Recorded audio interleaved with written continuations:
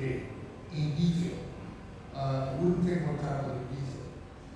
Today we started off with general opening remarks by the Health Commissioner. Professor Happy gave us the lead speech. Actually, set the tone for the line of direction. We got some hard perspectives from the Navy regarding biosecurity, regarding terrorism. Whatever can be used can be abused. Whatever can be abused can be misused. Same goes with biosecurity and applications. Now, we also had a number of other, we had Dr. Shuaibu from the National Primary Health Care Board. And of course, we had His Excellency himself, who reassured us of the commitment of Lagos State to actually take a deeper look into infrastructure. And of course, the second session started looking at the emerging threats. Dr. Robadri, the Chief Operating Officer, gave us that discussion.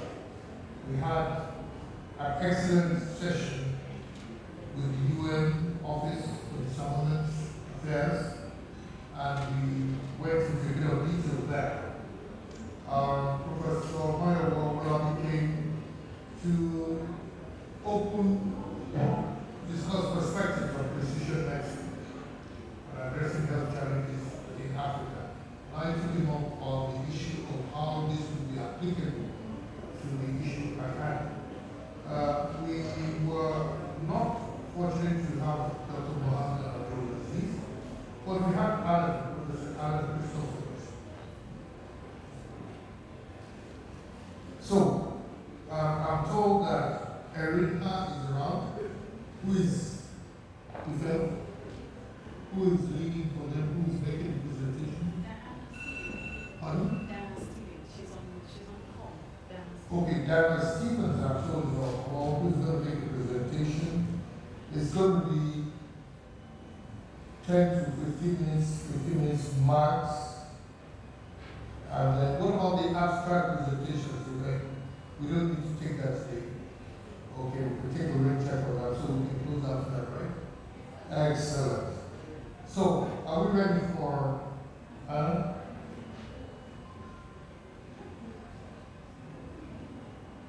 Are we ready for that presentation?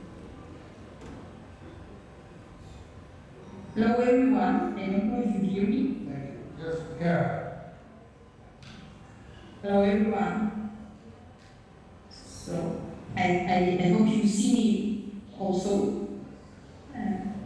Thank you for being so patient. I hope that still are people there that are interested to hear about the European research infrastructure.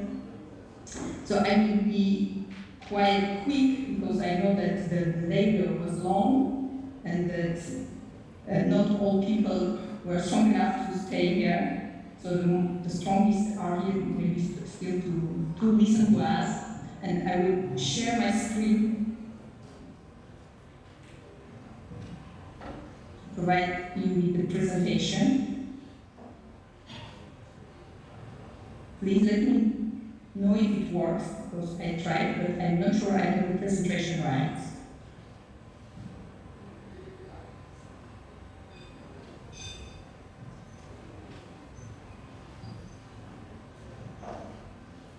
That should work now.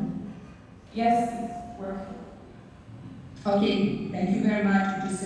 Lots of things have been said today already about biosecurity and the importance of biosecurity,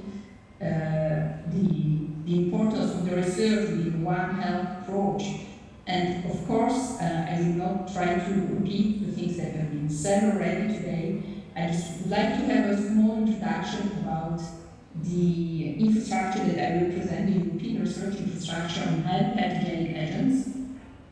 And why we are here, so for the opportunities for cooperation, because the threats that exist in the African region are not only the African threats, so we know that the threats anywhere, it's already today a threat everywhere. So only in collaboration and in common efforts we can be stronger and be able to provide better solutions to the challenges of today's society. So the European research infrastructure, for instance, it is the non-profit European structure with members throughout Europe, which means the high containment facilities in the European states that are together in a coordinated way, in a coordinated organization, and the idea is to provide access to these high containment facilities by safety level 4, by safety level 3 facilities, to the whole scientific community worldwide to study high pathogenic microorganisms.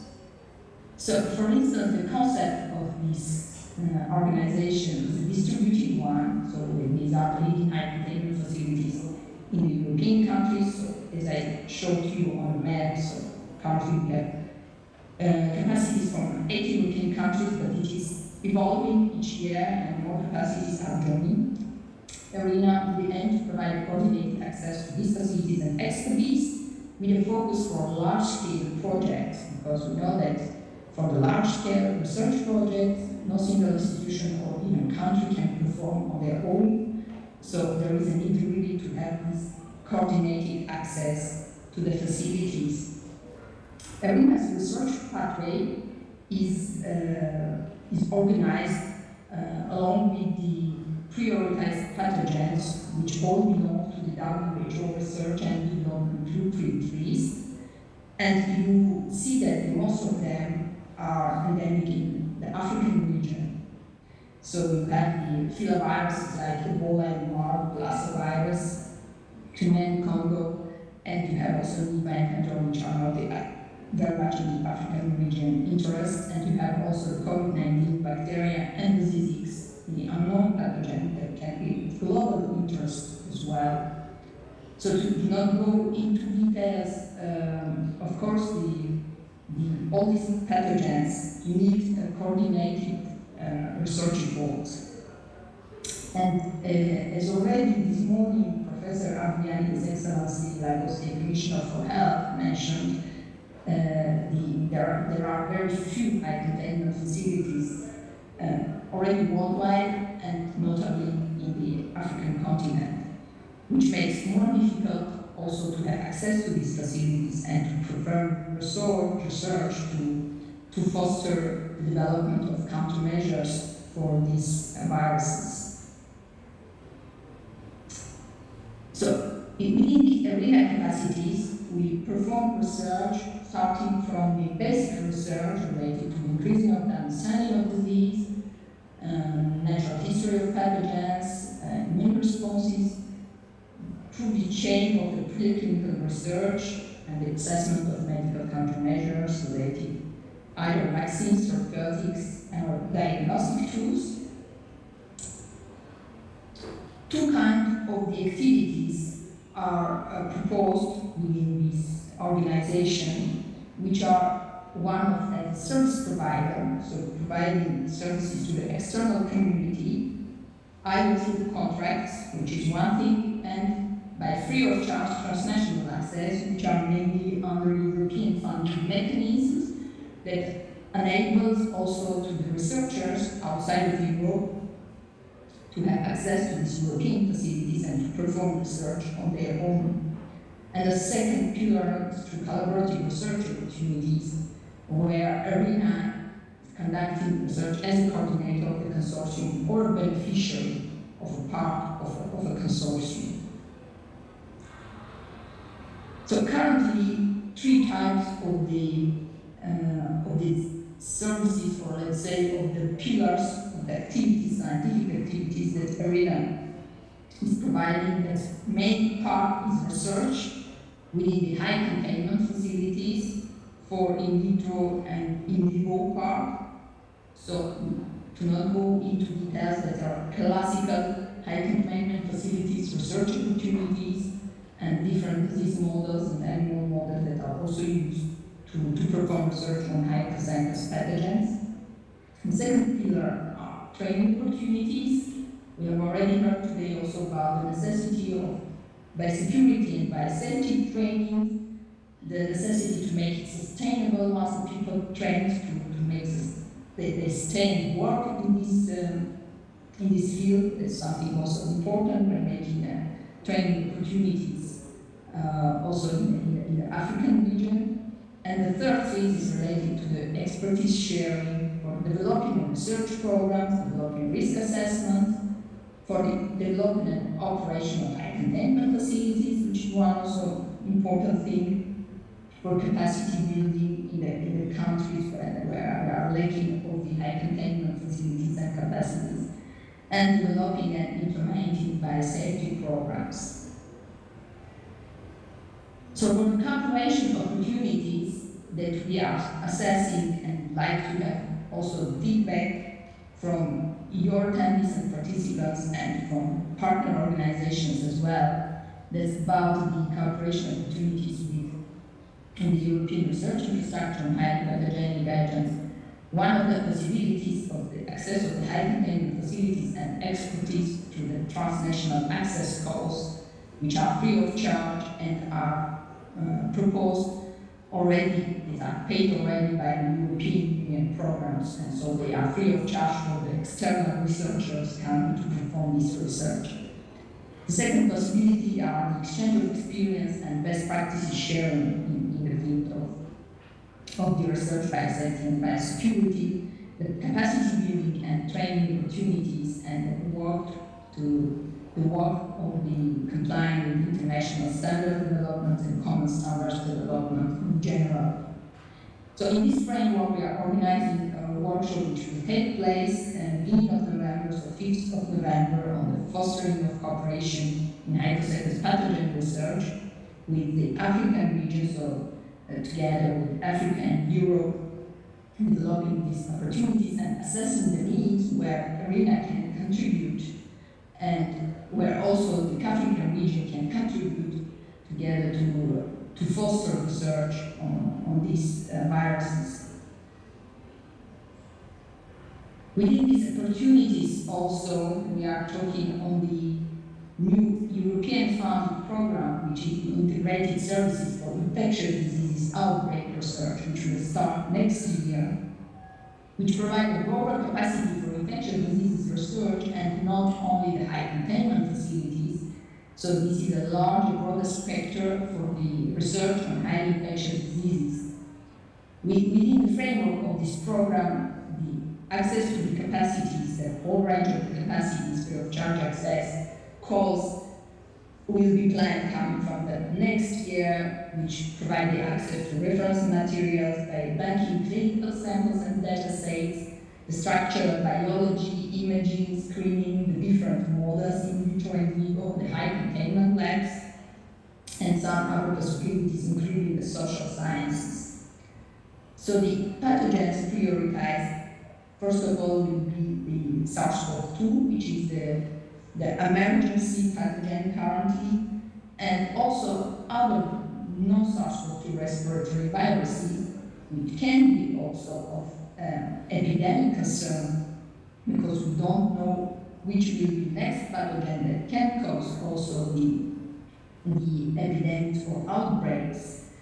The risk group for pathogens of like Ebola, Lassa, Human Congo virus are also the part of these transnational access calls, as well as arboviruses and also the work on the disease, so the potential any other threat that can come from anywhere in the world, and that the world should be ready, prepared to tackle it. Thank you very much for your time, and for those who are still here, I wish you a very nice and pleasant evening. Thank you.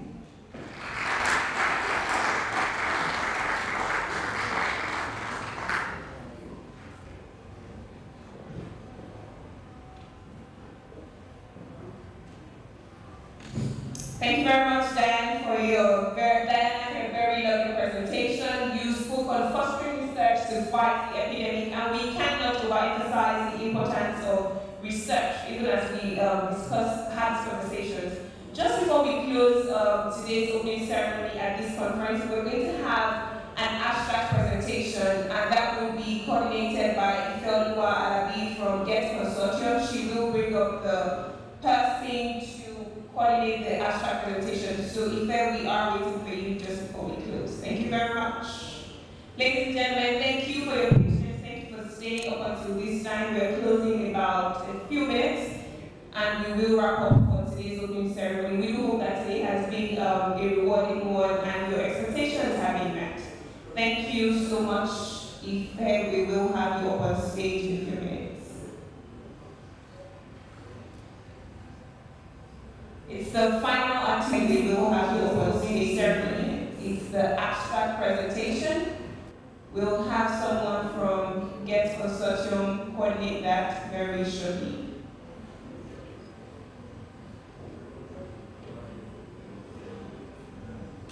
Thank you very much, round of applause for Ifeoluwa Alabi. Thank you very much. Thank you.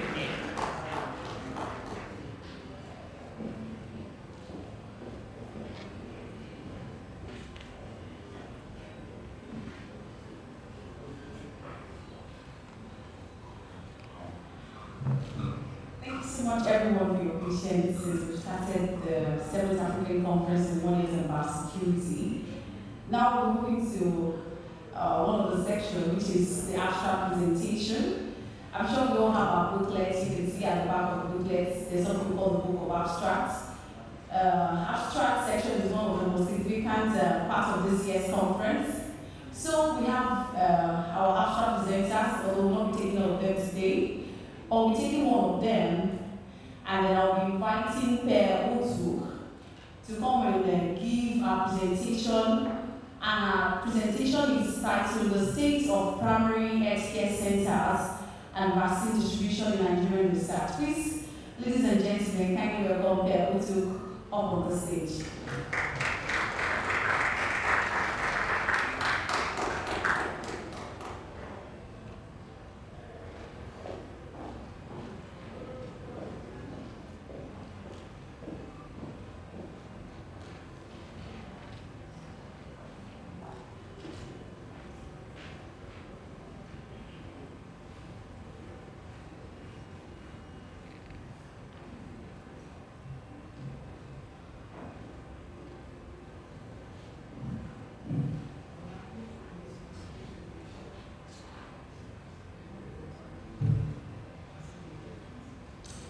Good evening, ladies and gentlemen. I appreciate the fact that I'm standing before men and women who have made distinguished and commendable impact in the health sector across Africa. So I'd like to put out a disclaimer. I am not a health professional. What I am is an advocate for quality healthcare services in Africa. I'm an activist. And so with that, I would like to go into my presentation.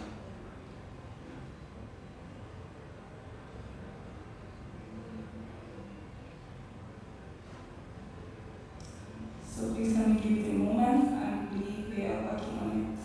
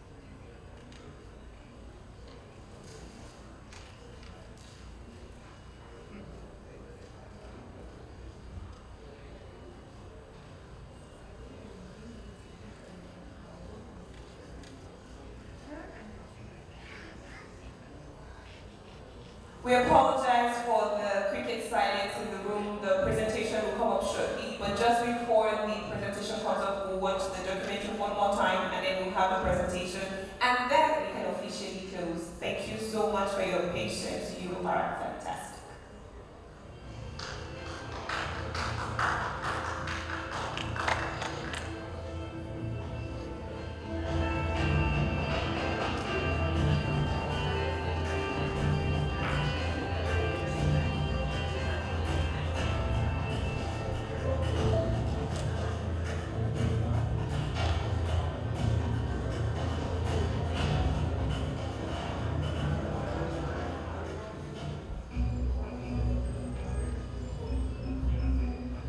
Came about during the West African Ebola outbreak.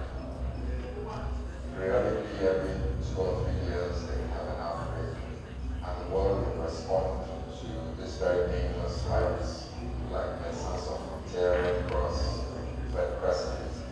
So it was about time that we as Africans developed capacity to deal with these emerging infectious diseases. So we formed GET as a think tank, first of all, to raise awareness. GET was formed predominantly of African scientists, and doctors, and lawyers, and engineers, artists, social scientists, anybody. This is the spectrum of peace and war when we talk about biosecurity. GET is a consortium of experts all over the world, and we work with government organizations in different countries to do their policy statements so that they can understand the modern challenges that we face either as a nation or as a region or as a continent, and guide policy that will determine the strategy that governments will take. The Dakar Declaration and Resolution emphasize the severe lack of infrastructure and technical capability in West Africa in order to respond to emerging infectious diseases. The major projects undertaken by GET include the Biosecurity project and the Sample Rescue project. The Biosecurity project, sponsored by the Canadian government, was as a result of the numerous biosecurity and biosecurity safety challenges that occurred at the end of the epidemic.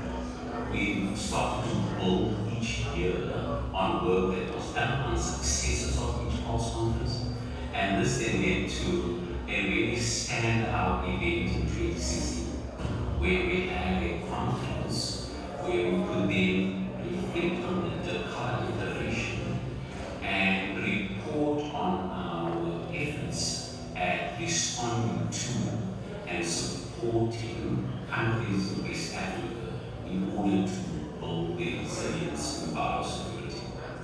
We will try to develop a regional biosecurity policy for West Africa, which every country within the region of West Africa can view and use that regional statement to review their individual policies around biosecurity. And we actively involved in capacity building in the different West African countries, Sierra Leone, Guinea, and in Nigeria, especially in the North State. During the course of 7 countries, GET was also appointed as a strategic partner to Lagos State's Ministry of Health to oversee the implementation and execution of the All right, thank you very much. Ms. Bell, can we have your presentation now? It's up now, and you can use your keypad as well.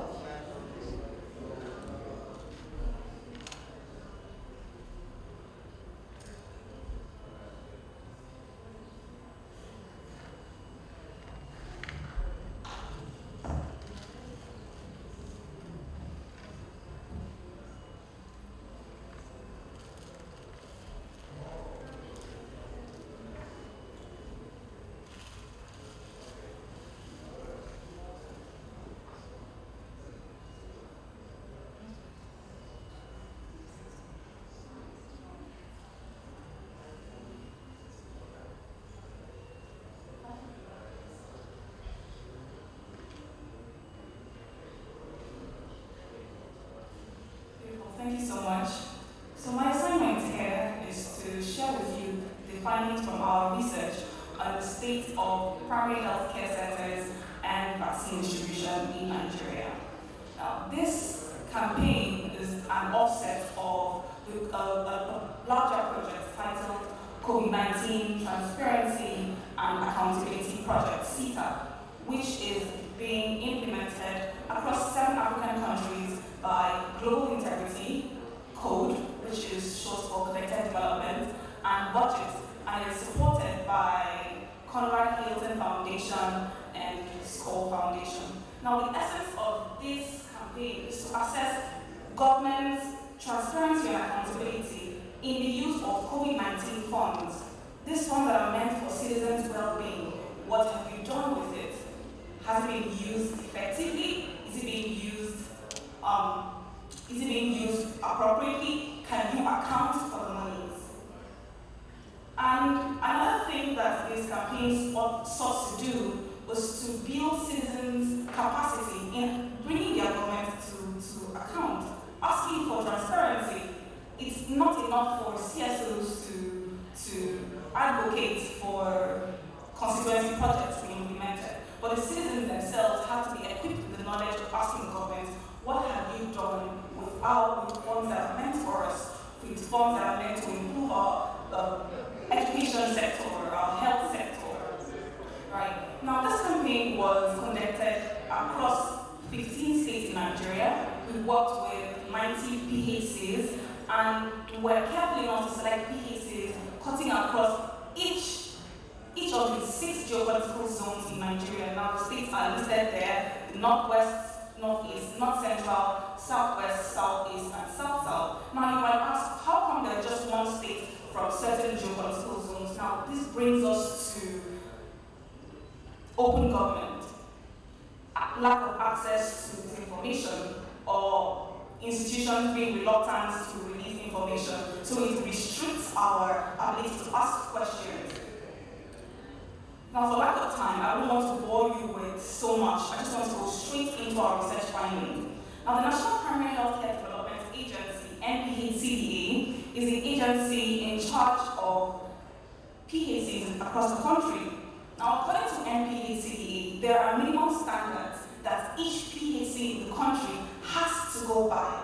Now, these minimum standards cut across service delivery, personnel, and infrastructure. And now we conducted research cutting across these various sectors. Now, we asked certain questions like, each PHC, do you have relevant medical personnel? Is your structure up to standard?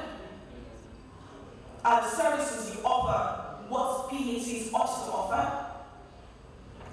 Now, what are the findings from our research? We found out that 30% of PHCs do not have access to clean water. 30% out of 90 facilities don't have access to clean water. Now, from the 30%, 6% of these PHCs said that they use rainwater to offer medical services. Rainwater, and where they store this rainwater, they store it in GE tanks. Now, please, I'd like to throw this question out at you. It's an open question. How many of us seated here with our luxury and our monies, how many of us would feel confident in the quality of health care that you would receive from such a PHC that uses rainwater that is stored in a tank? And yet there are other human beings like you and I who are subject to these conditions in their various communities. Now, I don't want to go into this in so much detail. Now, these are just samples from various PHCs. And we have independent data like this from each of the 90 PHCs. Now, these questions here come across, like I said earlier, infrastructure, service delivery, vaccine storage, and vaccine administration. Because we ask those questions, these PHCs are supposed to give basic health care. And the PHCs are responsible for distributing COVID-19, administering COVID-19 vaccines. So if the PHC is not up to standard, how do we trust it? How do we trust in the PHC's ability to host, store, and administer COVID-19 vaccines? Now, what do we find in most of the PHCs? We found that most of them had in common the fact that they had poor access roads, epileptic power supply. Now, unfortunately for us, the epileptic power supply isn't just restricted to PHCs. Because for us, every one of us experiences power cuts in our homes unexpectedly and without explanation. And yet these are facilities that ought to offer medical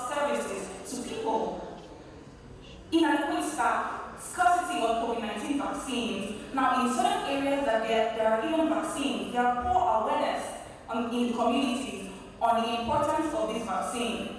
In other communities that have the vaccine and they are aware of the importance of the vaccine, we find situations that healthcare workers hoard the vaccine. So before you can receive COVID-19 vaccines, you have to know someone who works in the facility. Just imagine that. Now this puts the larger population at risk. If everyone doesn't have equitable access to these vaccines, if everyone doesn't have equitable access to these vaccines, how can we ensure that the public health is safe, can be trusted? Now go right into our findings. We found that 2 out of every 10 PHC is not connected to the national grid. They do not have power. Now when we delve deeper and ask questions for them, we found out that some of these 2 out of every 10 facilities, what is their source of power in the night? They use candlelight. They use candles and lanterns to offer medical services to people like you and I. We found that 30% of the PHCs do not have access to clean water, and only 56 out of the 90 PHCs have the recommended pharmaceutical fridges that are required to host COVID-19 vaccines. So what happens to the other about 34 or so PHCs? People living in those communities, they do not have vaccines hosted there. And we're talking tens of thousands of people who do not have access to these vaccines. Now it leads us to the question of the government's distribution strategy. What is the government distribution strategy for the vaccines? How can we ensure that vaccines are being distributed equitably across every, not just ward, but every community in the country? Now we found that in some PHCs, they receive less than 10 vials of vaccines. Less than 10 vials. Now these vaccines go to PHCs that are supposed to offer services to between 10,000 and 20,000 people are coming to the NPHCDA, and yet in those kind of communities with about a population of about 18,000 people, they have only 10,000 vaccines. Then what happens to the rest of the population? And we can't look at this, we can't ask these questions independently. We can't ask, they're not standalone questions. It affects every one of us, because these people in such communities who do not have access to the vaccine, they will interact with other people who would interact with other people who would interact with us. At the end of research, we discovered that 80% of PHCs across the country do not meet up to the minimum standards for PHCs as set by the NPHCDA. This is an alarming number. 80% of PHCs in the country are not up to standard, and yet these facilities, a number of these facilities are receiving COVID vaccines. Now please, just take a look at some of the PHCs that we visited in Anambra State, in Kebbi State, in Abia State. You just look at the site. How many of us here would feel confident in walking into buildings like this, buildings that look like this, to receive medical help, medical attention, and you trust in the quality of the service that these institutions would give you? Now we went on to speak with community members, right? And we asked the community gatekeepers of their impressions of these PHCs and what do we get from them. We found out that in Kona PHC, which is in Taraba State, Kona is the only PHC in the entire world, and rough estimate of people in that world is 24,000 people. Now, according to NPHCDA, a PHC is not supposed to offer, a PHC is supposed to fend for between 10 and 20,000 people, and we have a PHC fending for 24,000 people, meaning that most people don't have access to medical help, especially emergencies, because they're supposed to be the first responders. PHCs are meant to be the first responders. Now, in Otutu community in Kogi State, we discovered that the PHC that is inherent there does not even belong to the community. It was donated by an association, and it was publicly said at the inauguration of the PHC that this PHC is not supposed to give service to every member of the community. It is only for members of the association. And that bred bad blood between committee members and PHC, and committee leaders here even said that people just to drive the message home. He said, well, for lack of any other option, committee members have to walk for some kilometers to the next community to access healthcare. And we asked them, okay, what if we were to advocate for the government to make sure that people in these communities can access this PHC? And what was the response we got? The response we got was that the community they had built up so much bad blood with this PHC that they would rather stay in their homes and die than go into this PHC. Now, this, of course, speaks to the larger cause, because right now we're in the midst of a pandemic, and we have people who would not go to the trouble of going to another community, who would rather stay home with their illnesses. Now, these are some of the barriers for public health in Nigeria. And finally, in Yobe State, we found out that some health workers are hoarding vaccines. So the only way you can actually get the vaccine is if you know someone who knows someone. Now, these pose barriers. These pose barriers to the entire country, to the entire continent. And what were Cole's recommendations at the end of this research? We recommended that NPHCDA set up a strong monitoring and evaluation team that would routinely go around to ensure that PHCs maintain the minimum standards. So it's one thing for the government to actually ensure that each PHC meets up to the minimum standard. It's another thing for the PHCs to maintain the standard. And we asked that PHCs need to be brought up to standard. And finally, concerning COVID-19 vaccines, the government needs to make public the vaccine distribution strategy, because we need to ensure that everybody has access, equal access to these vaccines. No one is left behind. What were our next steps at the conclusion of this project? It was that we were going to create awareness, more awareness within communities, because connected development and follow the money, we work in marginalized and grassroots communities. So we are creating awareness in communities for more people to be more open to getting the vaccines, because we realize that some of the barriers that lead people to not receiving the vaccine are cultural and religious inhibitions. And so people will say, oh, my religion doesn't permit me to receive treatment when I'm ill. So if God wants me to die, why do I have to go out and take a vaccine? Now we are going on with awareness creation, and we are partnering with the NPHCDA to do so. And in following this, we reached out to Vice President Professor Yemi Osibajo about our research, and he was quite excited about this, and we're looking forward to pursuing such the conversation. And finally, connected development and follow the money are strengthening advocacy and collaboration to improve the use of public resources as related to COVID-19. Again, distribution strategy. And finally, as I bring my presentation to a close, I'd like to put out a call to action for everyone. We CSOs cannot do this work independently. We need to collaborate. There needs to be a collaboration between CSOs and the academia, because we need a lot of the time to gather data. We need access to these institutions. And when we get pushbacks like we did on this project from some PHCs, it prevents us from doing our job well. It prevents us from driving advocacy. And so there needs to be a unification between CSOs and the academia. And so please, I would encourage us to reach out and study more about the work that we do at www.connecteddevelopment.org and www.ifollowthemoney.org. I will be excited to hear from you. My email address is on the screen. Thank you very much. I am very open to receiving questions or comments if you have any. Thank you.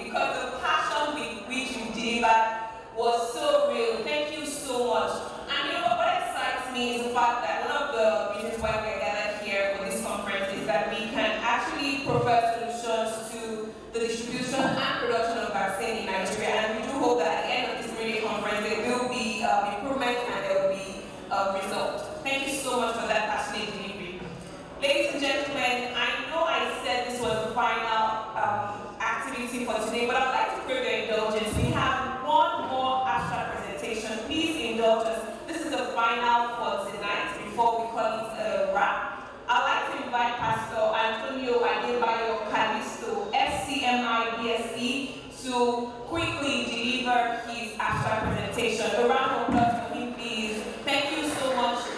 You all have been fantastic, and this will be our final one for tonight before we call it a day. Thank you very much.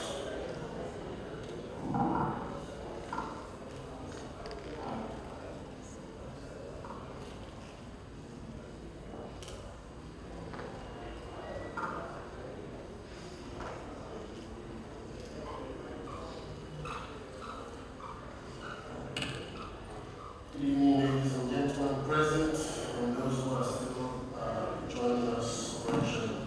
I apologize that I need to do this today because I have to travel, so I will not be able to do this tomorrow.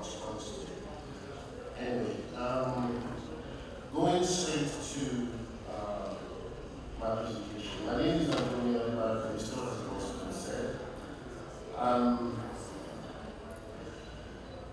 a fellow member of the Child Management Institute of the United Kingdom, also a research psychologist and a technology specialist. I'm the chairman of Biosecurity Investments. The title of my presentation today is Biotech Infrastructure, Discourse and Value. The discourse and value are always. A crucial discussion during this conference must include, and is already included, that Africa must certainly kick out in Europe. First, we as Africans must know our worth. We cannot afford exploitation anymore. We are resourceful and resilient. This is something that must be drawn into our current generation and generations to come. Africans are achievers, and we have so much achievements already. The modern world is built on our backs. We have capacity both in human capital, natural and capital resources, and it is time to retain our intellectuals and our intellectual properties and put them to use. It is universally known that biobanks are a necessity in any advanced and advancing healthcare sector. The collection, storage, and analysis of human tissue and cells are vital to the growth and efficiency of healthcare facilities across the globe. The West already advancing their biobanks.